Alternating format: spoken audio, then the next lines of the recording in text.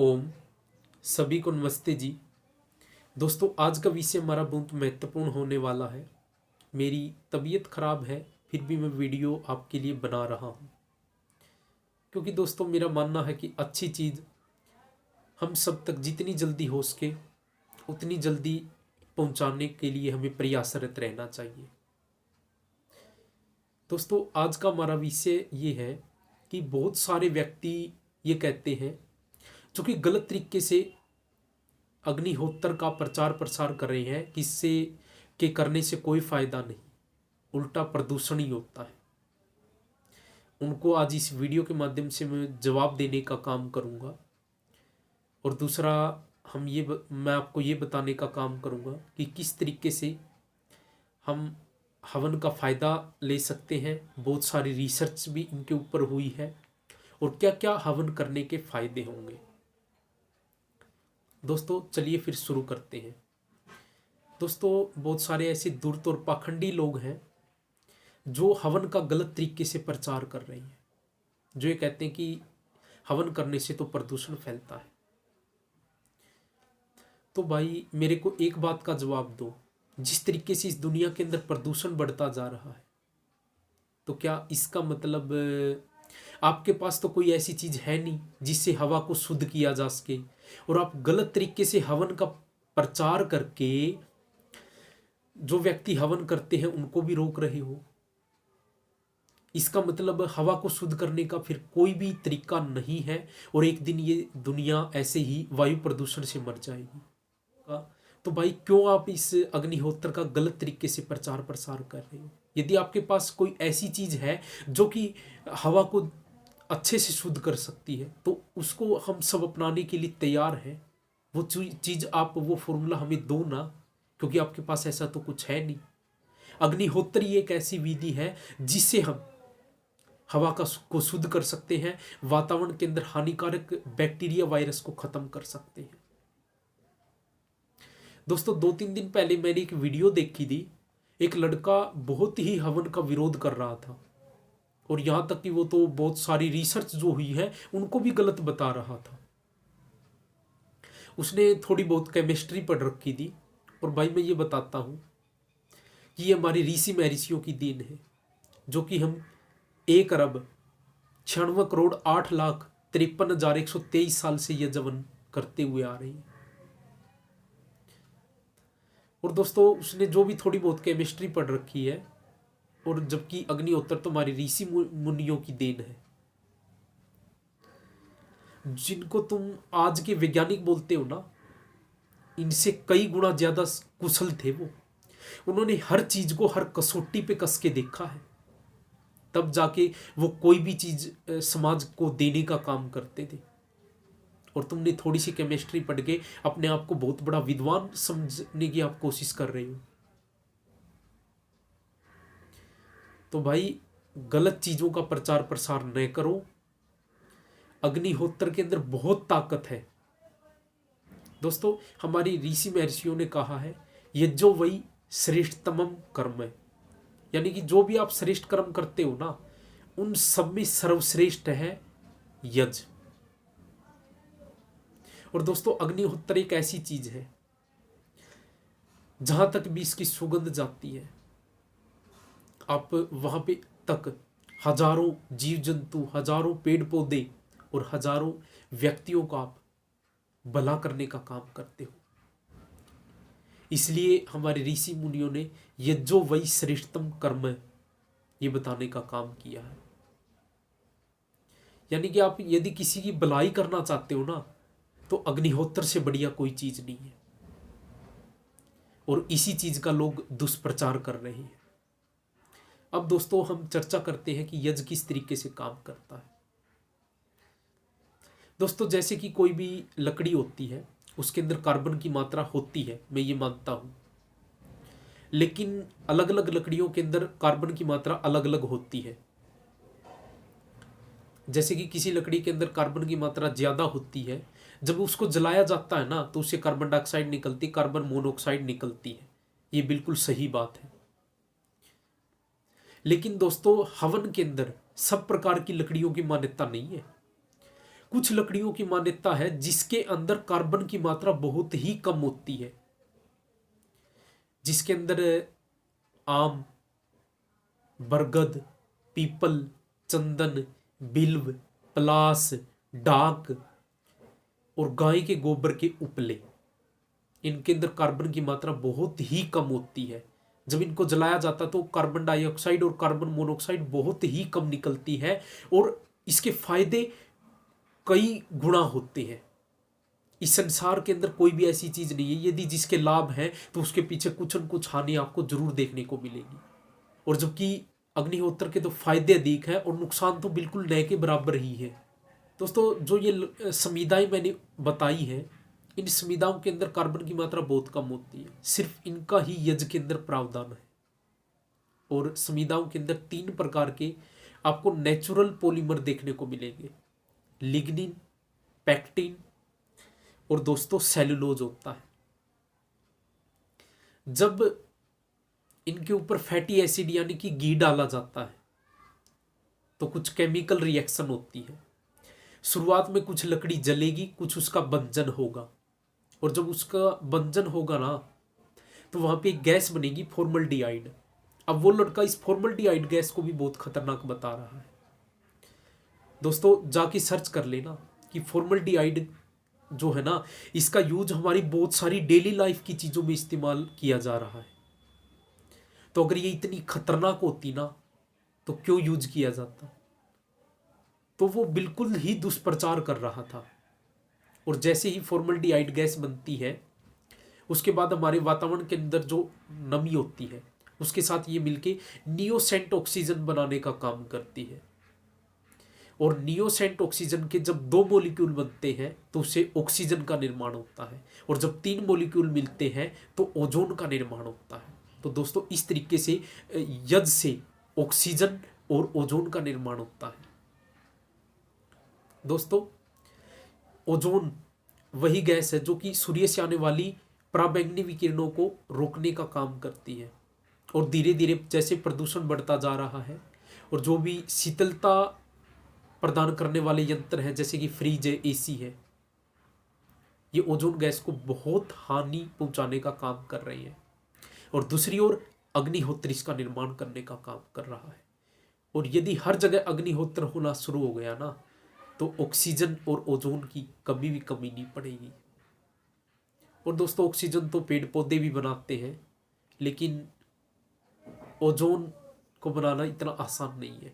अग्निहोत्र से ozone gas का निर्माण किया जा सकता है। दोस्तों, अब एक बात आती है कि हवन क्यों करें, इतना क्यों जरूरी है। कुछ और चीजों के ऊपर अब हम चर्चा करते हैं। दोस्तों, जैसे कि हर कोई व्यक्ति या कोई भी जीव जंतु है वो 3 प्रकार के आहार लेता है, सॉलिड, लिक्विड और गैस। सॉलिड जैसे कि हम अनाज खाते हैं, जैसे कि चावल है, गेहूं है, बाजरा है, जौ है, जो भी आप खाते हो, दालें खाते हो। इसके अलावा दोस्तों लिक्विड जैसे कि जल है। और दोस्तों तीसरा आता है गैस, जो कि हम ऑक्सीजन लेते हैं और कार्बन डाइऑक्साइड को छोड़ देते हैं। तो दोस्तों, जब व्यक्ति सॉलिड भोजन करता है इसको खाए पिए बिना भी कुछ दिन तक रह सकता है, और लिक्विड को भी खाए पिए बिना कुछ दिन तक रह सकता है।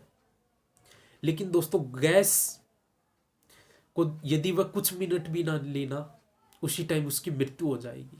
यानी कि हमारा आहार सबसे ज्यादा क्या है, वो है दोस्तों गैस। जो आहार हमारा सबसे ज्यादा है तो उसको शुद्ध तो करना पड़ेगा ना, नहीं तो हम दीर्घायु कैसे बन सकते हैं। क्योंकि दोस्तों हर व्यक्ति यही सोचता है, जब आप सॉलिड आहार लेते हो तो आप यही सोचते हो ना कि मैं बिल्कुल जो हेल्दी स्वास्थ्यवर्धक लेने का काम करूं। और जब आप लिक्विड लेते हो तब भी आप यही देखते हो ना, शुद्ध जल है, यदि उसके अंदर कोई कीड़ा भी गिर जाएगा तो क्या आप उसको पी लोगे? नहीं पियोगे। लेकिन आपकी गैस जो कि आपका सबसे ज्यादा आहार है उसके अंदर पता नहीं कितने प्रकार का प्रदूषण मिल चुका है। तो दोस्तों उसको शुद्ध करना बहुत ही जरूरी है, और इसके लिए अग्निहोत्र ही सबसे ज्यादा एक अच्छा स्रोत है हमारे पास। तो दोस्तों इसलिए हमें ज़्यादा से ज़्यादा बढ़ावा देना है अग्निहोत्र को। अब दोस्तों बहुत सारी ऐसी रिसर्च है जो कि आप देख सकते हो, जो कि हुई है हवन के ऊपर। जैसे कि मैं दो रिसर्च के बारे में आपको बताने का काम करूंगा। पतंजलि के अंदर स्वामी यजदेव जी हैं, उन्होंने 40 व्यक्तियों के ऊपर 35 दिन तक प्रयोग करके देखा। जहां पे हवन किया जाता वहां पे उनको बैठा दिया गया और कुछ देर तक वहीं पे रखा गया। और जब दोस्तों 35 दिन के बाद देखा गया तो उनके फेफड़ों की क्षमता पहले से कहीं अधिक बढ़ गई। तो दोस्तों ये हवन का कमाल है। इससे आप दमा, अस्थमा और अपने जो फेफड़ों से संबंधित कोई भी रोग है उसको बिल्कुल खत्म कर सकते हो जड़ से। जो ये कहता ना कि सांस रोग खत्म नहीं हो सकता, हवन करो बिल्कुल खत्म होगा। इसके अलावा दोस्तों एक अग्निहोत्र चिकित्सा के नाम से पुस्तक आती है, उनके लेखक तो मेरे को ध्यान नहीं है, लेकिन उन्होंने बहुत सारे टीबी के पेशेंट को अग्निहोत्र चिकित्सा के माध्यम से ठीक करने का काम किया। इसके अलावा दोस्तों स्वामी यजदेव जी का दूसरा जो प्रयोग उन्होंने करके देखा, एक दोस्तों महिला थी, उसको ब्रेन ट्यूमर थी और उसने किसी हॉस्पिटल के अंदर ब्रेन ट्यूमर का ऑपरेशन उसका करवाया गया। लेकिन दोस्तों ब्रेन ट्यूमर का ऑपरेशन तो हो गया, उसके बाद वो कोमा में चली गई। बहुत पैसे उसके ऊपर खर्च किए गए लेकिन कोमा से बाहर नहीं आई। जब उनके घर वालों ने पतंजलि के अंदर कांटेक्ट किया तो पतंजलि के जो भी सेवक हैं वो 3 महीने तक लगातार जहां पे वो महिला थी वहां पे हर रोज हवन करना शुरू किया। और दोस्तों 3 महीने के बाद बिल्कुल उनके अंदर असीम बदलाव आए, वो बिल्कुल कोमा से बाहर आ गई और अपनी दैनिक क्रियाओं को कुछ ही दिन में उसने करना शुरू कर दिया। ये है दोस्तों हवन की ताकत। और जो ये कहते हैं ना कि ये रिसर्च सब झूठी है, भाई तुम्हें तो पता ही कुछ नहीं है। बहुत सारी ऐसी रिसर्च हो चुकी है और अब तो हम रिसर्च कर रहे हैं। अरबों साल पहले हमारे ऋषि महर्षि इनके ऊपर रिसर्च कर चुके हैं। तो दोस्तों इतने फायदे हैं हवन के। दोस्तों हवन सामग्री के अंदर 4 प्रकार की चीजों का इस्तेमाल किया जाता है। सबसे पहले पुष्टिकारक। पुष्टिकारक के अंदर जैसे कि चावल है, जौ है, तिल है और दोस्तों नारियल का इस्तेमाल किया जाता है। काफी सारी चीजों का और भी हम इस्तेमाल कर सकते हैं। तो पुष्टिकारक चीजें ये हमारे शरीर को पुष्ट बनाने का काम करती है। और दूसरी आती है दोस्तों सुगंधित द्रव्य। ये चीजें दोस्तों जो सुगंधित द्रव्य होती हैं जब नासिका से हमारे शरीर के अंदर जाती हैं तो हमारे गुड हार्मोन को रिलीज करने का काम करती है और व्यक्ति तनाव इत्यादि से बिल्कुल बाहर हो जाता है। इसके अलावा पर्यावरण को पवित्र करने का भी काम करती है। सुगंधित द्रव्य के अंदर बहुत सारी चीज़ों का इस्तेमाल किया जाता है, जैसे कि गूगल है, जौ है, इलायची है। इसके अलावा दोस्तों जावित्री है। काफ़ी सारी चीज़ों का इस्तेमाल किया जाता है, जैसे कि तेज पत्ता है। इसके अलावा दोस्तों तीसरा जो है वो आता है रोग निवारक। दोस्तों यदि आपको किसी भी प्रकार का रोग है ना, उससे संबंधित सामग्री का आप इस्तेमाल करें, क्योंकि जब हम अग्निहोत्र के अंदर उसका इस्तेमाल करेंगे ना तो आपको उसके कई ज्यादा गुना लाभ मिलेंगे। तो आप जिस प्रकार का रोग है उसी प्रकार की सामग्री आप इस्तेमाल करें। इसके अलावा चौथा जो आता है दोस्तों वो है मिष्ट, यानी कि मीठी चीजें, जैसे कि गुड़ है, शक्कर है। ये वायुमंडल की विषाक्तता को दूर करने का काम करते हैं। दोस्तों डॉक्टर कमल नारायण है जिन्होंने वृष्टि यज्ञ के अंदर 20 बार सफलता हासिल की है, यानी कि यज्ञ से वृष्टि भी संभव है। लेकिन वो चीजें एकदम से नहीं होती कि यज्ञ किया और एकदम से वर्षा हो गई। पहले वैसा इन्वायरमेंट उसके लिए तैयार करना पड़ता है, तब वृष्टि होती है। और दोस्तों एक यज्ञ और होता है अंत्येष्टि यज्ञ, यानी कि ये मानव जीवन का सबसे अंतिम यज्ञ होता है।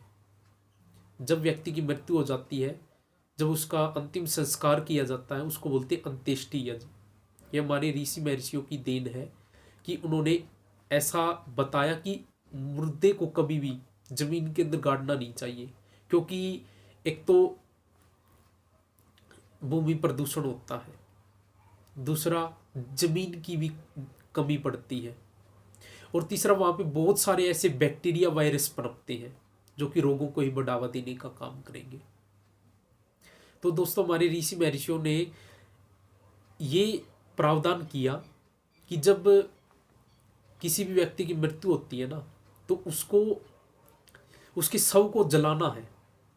और इसके अंदर ये प्रावधान किया गया था कि उपलों का, लकड़ी का प्रावधान नहीं था, उपले जो है वो इस्तेमाल करने हैं, साथ ही घी और सामग्री का इस्तेमाल करना है, ताकि जब उसको जलाया जाए तो पर्यावरण को किसी भी प्रकार की हानि ना हो।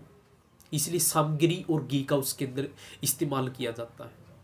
तो दोस्तों हमारे ऋषि महर्षि ना आज के साइंटिस्टों से तो कई गुना ज़्यादा कुशल थे।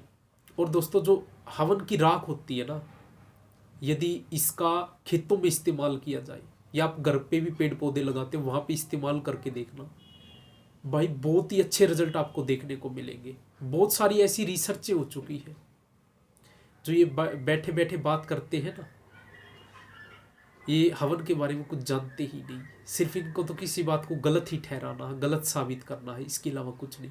भाई खुद करके देखो, आपके घर में कोई भी यदि व्यक्ति बीमार रहता है, हवन के पास बैठा के उनको प्राणायाम कराओ, 2-3 महीने में आपको बहुत अच्छे रिजल्ट दिखने शुरू हो जाएंगे।